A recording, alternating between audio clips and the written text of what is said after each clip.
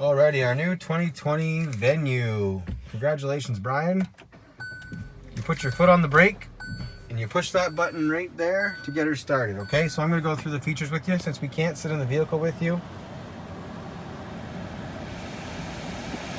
I have to sit here and go through the features with you, okay? And show you all the buttons. So on your very left, you're gonna see a lane departure warning sign here. This is your lane departure warning. You put that on like that and the little light comes on there. Now I'm gonna set it up so that it keeps you actively in between the two lines, okay? Meaning when you see that little white light up here, when that's green, that means it's activated and it's gonna keep you in between the lines, okay? Other things over here, your brightness for your dash and your traction control, okay? All your power windows, power locks, power mirrors, and your gas release right there down on the floor. Sorry, it's gonna be a bit blurry sometimes, but your gas release is right there down on the floor. Your lights, I'm gonna turn, boom, set to auto. Your auto feature, you don't gotta touch them ever again. Your signals are here. On the right side is your wipers. Up for the quick one, all the way down for your highest speed, okay? And it shows you what you're doing right on your dash here. You're on low right now, okay? Pull forward for your front mist, push the bar backward for your back mist, okay? This part's gonna take a little more getting used to. So on the main screen here, we use these buttons to navigate. These three right here, this one, these three. This one changes your page. The top one, if you can see in the background, changes the page, see? The arrows will change each individual page, what's on them. So you have a speedometer, and then you have a average liters per 100 kilometers you're burning. I'm gonna reset that for you. And then you have an trip odometer 1 and 2. I'm going to reset those as well for you, and I'm going to put it back on the speedometer for you, okay? Now when you push the page button, it goes to the next page. This is your lane keep assist. All this does is show you how your safety features are working, okay? You don't really need to watch this page, but it is nice to watch it once in a while. The next one is your user settings. So in your user settings, the first one's your driver assistance. So you push OK on the steering wheel. Now you can adjust all your user settings, driver assistance. Your warning timing is your warning timing for a collision. We're gonna leave it to normal. It's just a beep, okay? Your driver attention warning, that means if you start swerving all over the road and you're not paying attention, it will start to beep at you and warn you that you're not paying attention. So that's good.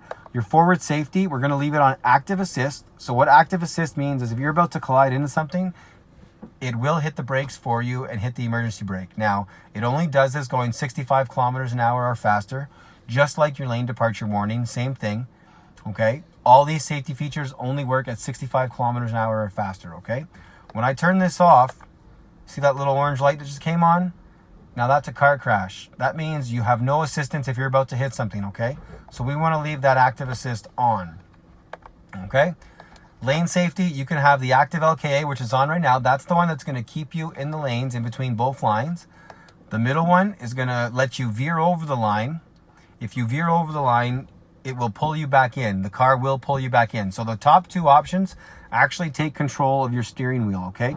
So just be wary of that. If you don't want it to take control of your steering wheel, put it on lane departure warning only. So I'll go down here and lane departure warning only. That means when you go over the lines, it's gonna beep at you and warn you that you're going over the lines. But I'm gonna leave it on active because I think that's really good. And I think on the major highways like Highway 2 and the 401, it works great, okay? Blind spot, we're gonna leave on, and your parking safety, we're gonna leave on, okay? So everything is set for you for your safety features. Now that's in driver assistance on your user settings. Now everything else in here I'm gonna set up as well. It's already good to go. Your service interval, we put for 6,000 kilometers.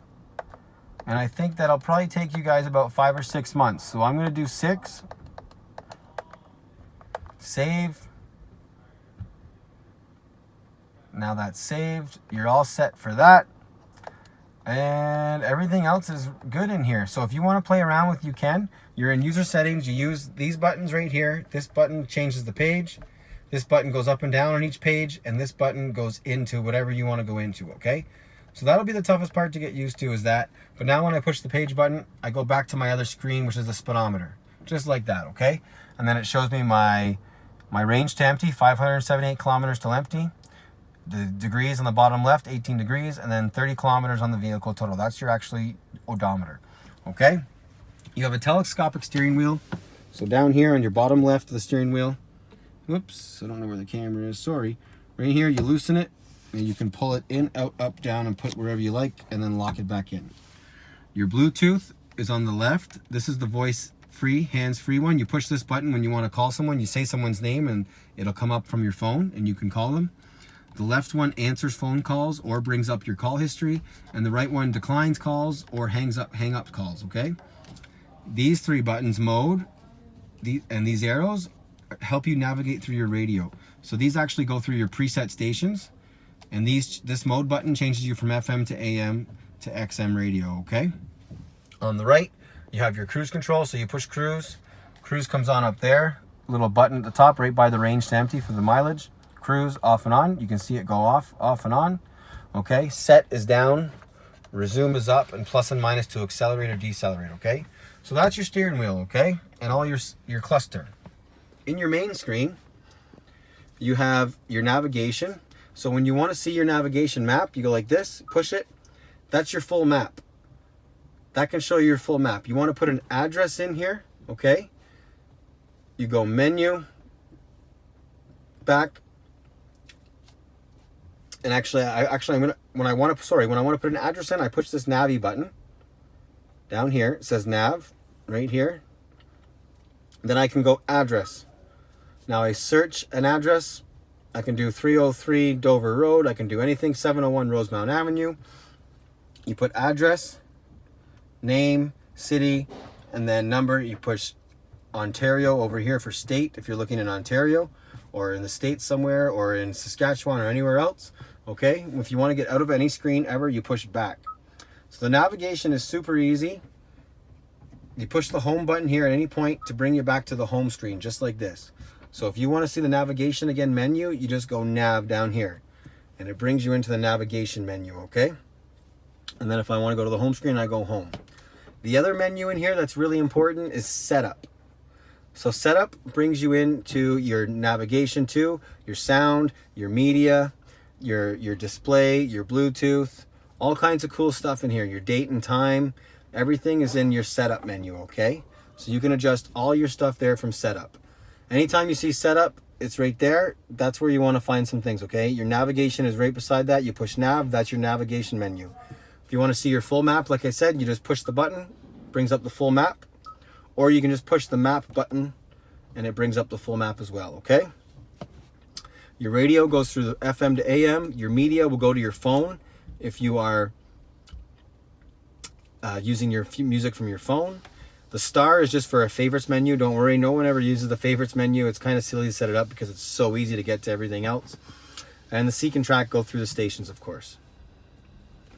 Now your air conditioning and temperature control. So on the left-hand side is your cold, all the way to the left. You turn the circle, and then all the way to the right. You see it went from low to high. So now I have hot air coming out. So I'm going to turn it back down to low. Okay. Now the fan speeds are on the right one over here. I turn this all the way to the left. See how it went down? Now that's and I go all the way back up. And that's high speed, low speed, okay?